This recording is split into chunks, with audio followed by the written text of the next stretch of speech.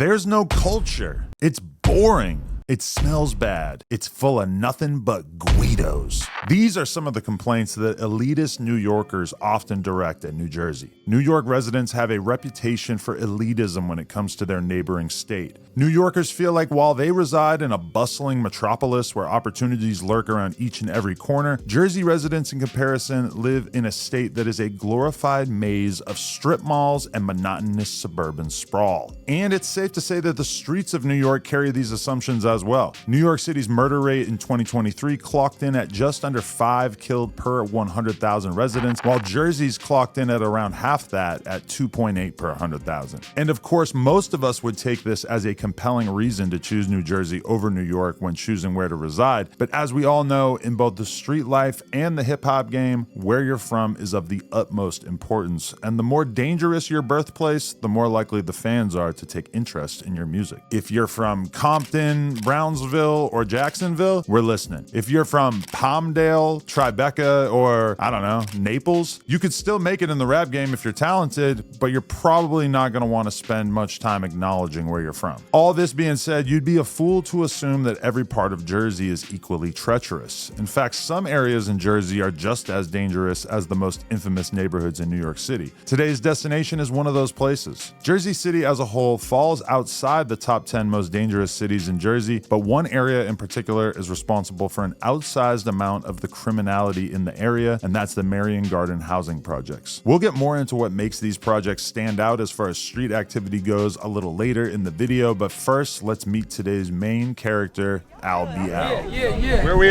at? Marion Projects, man. Jersey City, Marion Projects. You feel me? The most dangerous projects in the state, you feel me? But everything peace right now. You know what's going on. Sure, this is where you grew up? Tell me about it. Born and raised down here. Born and raised the trenches. Albial the gladiator, man. You feel me? Jersey City owned. I'm just a real nigga with a story trying to tell it, you know? So I just motivate my people. Let's look, see all this right here. Look. Say what's up, guys? Say what's up, y'all. Say what's up.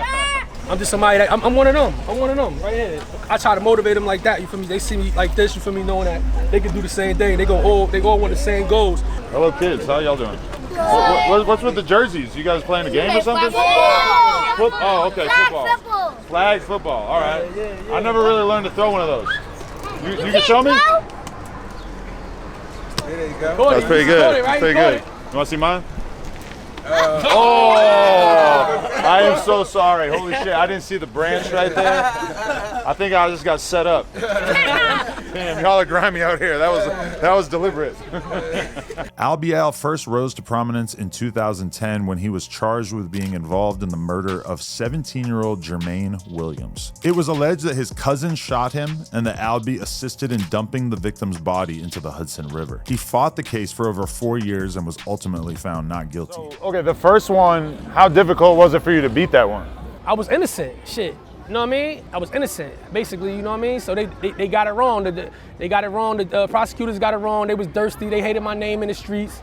They was saying my name in the streets. They didn't like it, so they had me wrong. I was innocent. I had nothing to do with that shit, so they just, you know what I mean? Shit like that. Elephant in the room is like beating that kind of charge a lot of times in the rap game will kind of give you the credibility where people really want to see what you got to say. That's the crazy part, right? That's the crazy part with this rap shit, because like they was fucking with me.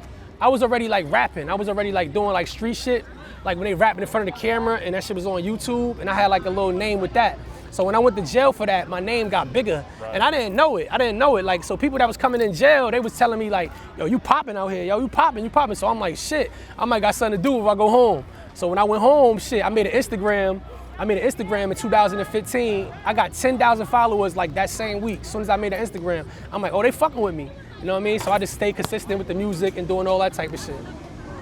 Albee came home to a hero's welcome. All of a sudden, his music was receiving way more attention, and some of the biggest media platforms in hip-hop, like Vlad TV, were inviting Albee on to tell his story. Perhaps most importantly, Albee was now an icon in his neighborhood, having caught a serious case which he took to trial and beat, all while never cooperating with the police. I hate the motherfuckers that told and didn't want to change their life and try to talk to the youth. Nah. That ain't the way to do it, because if you was with this shit, stay with this shit. However it goes. Sometimes it don't go your way. You got motherfuckers going forever in this shit. Don't be trying to talk to the youth now, yo, learn, nah, nigga. It's niggas like us that been through that shit, stayed tall with our head high, and now like, all right, now the youth gonna listen to us.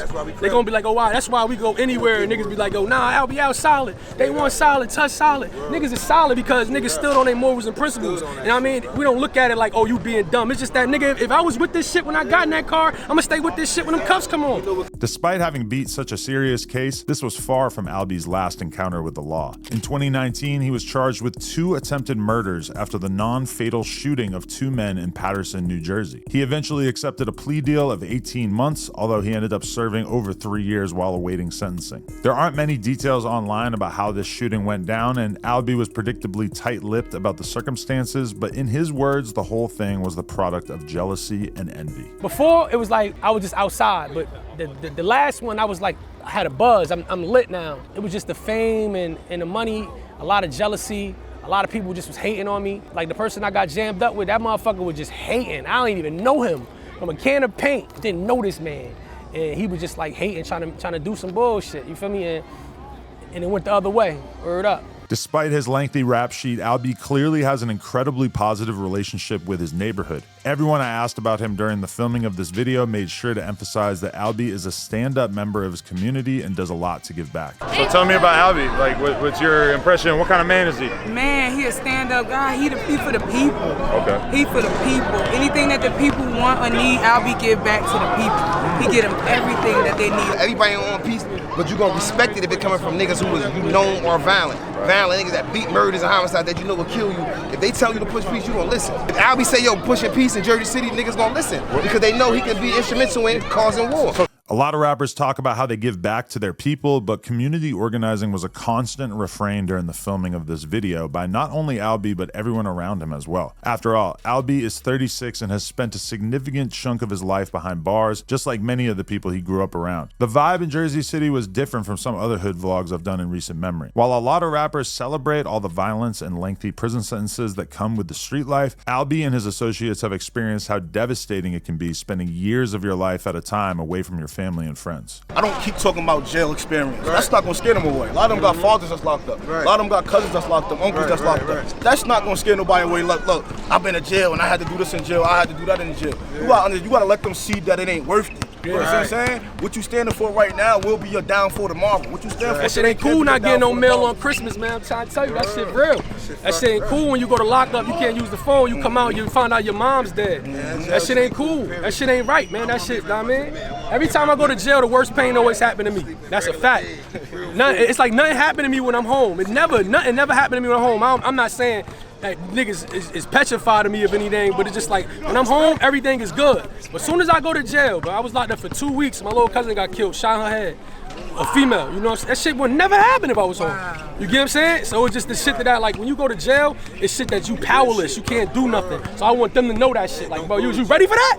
Is you ready for that? Of course, this is all easy for us to say. Albee has experienced the worst that these blocks have to offer firsthand, and while it would be nice if the teenagers and young adults from Marion projects could just put the guns down and leave the streets alone, we all know that this is easier said than done. I wanted to know just what his strategy was for directing kids in a more positive direction. So from your perspective, like, how do you make a dent in the gang violence without, obviously everybody's got pride in where they're from, and that's really where a lot of the gang stuff comes from, is just neighborhoods, blocks, etc. But how do you make a dent in the violence while still accepting that people are always going to want to probably, represent where they're from? It got to come from the credible messages, credible big homies. So like Albial, he credible in the gang culture out here. Tut, credible in the gang culture. We got different big homies that created this gang culture who have status but they doing a lot of time. Some of them make it home, but some of them could come to the hoods and highlight the bros like, look, bro, we gonna stand down.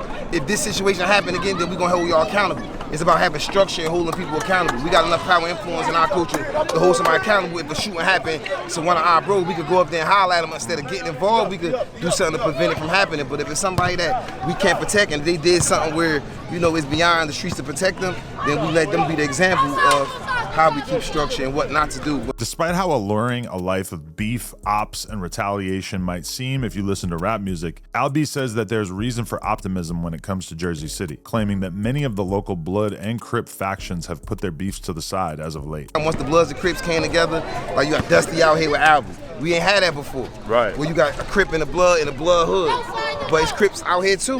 it's different than it was before because it's all about respect now. Okay. Everybody leading with respect. We got old enough. It was war before it was peace. So enough people done dropped, enough people done got hurt, enough people done went to jail, the feds, racketeering cases. We done been through all that shit. I had them cases.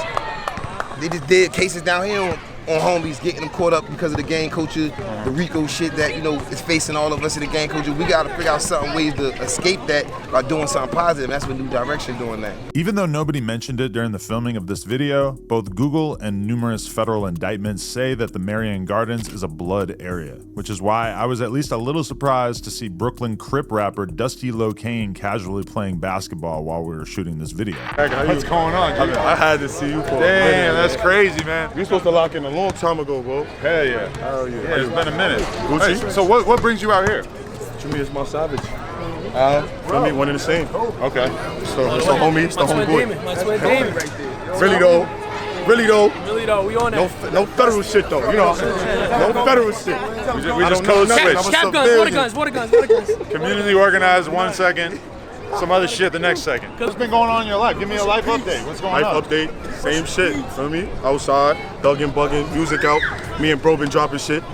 Feel me? Regular bro. Feel me? Being a civilian, living a civilian life. He ain't the only one in the porn industry. We do too. Hello. Wait, shut We up. better than you. No way. Yo, I'm telling you, bro. Genetically, you're We make supposed to. we make real movies, gang. Yeah, us white boys, we're at the bottom So of the we don't totem need pole, these, man. We gotta use work for iPhones. ours. We don't need these. We making movies off of iPhones, gang. Yeah, real?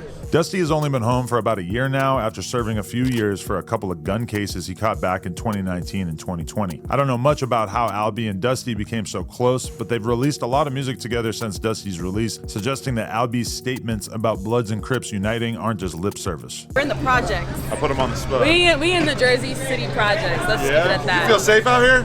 Do you? I mean, I'm used to feel all right. it. I'm from Yeah. Marcy Projects. Technically, all I'm right. from the South Side. You know, Williamsburg. You know what I'm saying? Oh, Around word? there, Yeah. Oh, yeah. Tell some pretty girls to pull up. We want to make it look good. Right, Yeah. exactly. You know I'm how not saying that's really what You know happened. how like when you go to like a photo shoot Make or it a look video better. shoot, you know what I'm It's not saying? that Like it's bad. gonna look, you Yeah, it's know, like a music video.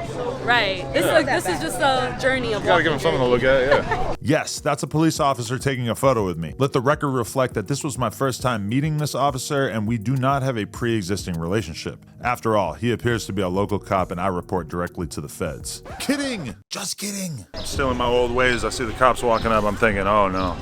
It's today. It's going down. I'm finally getting indicted. Nope. Just want to take a picture.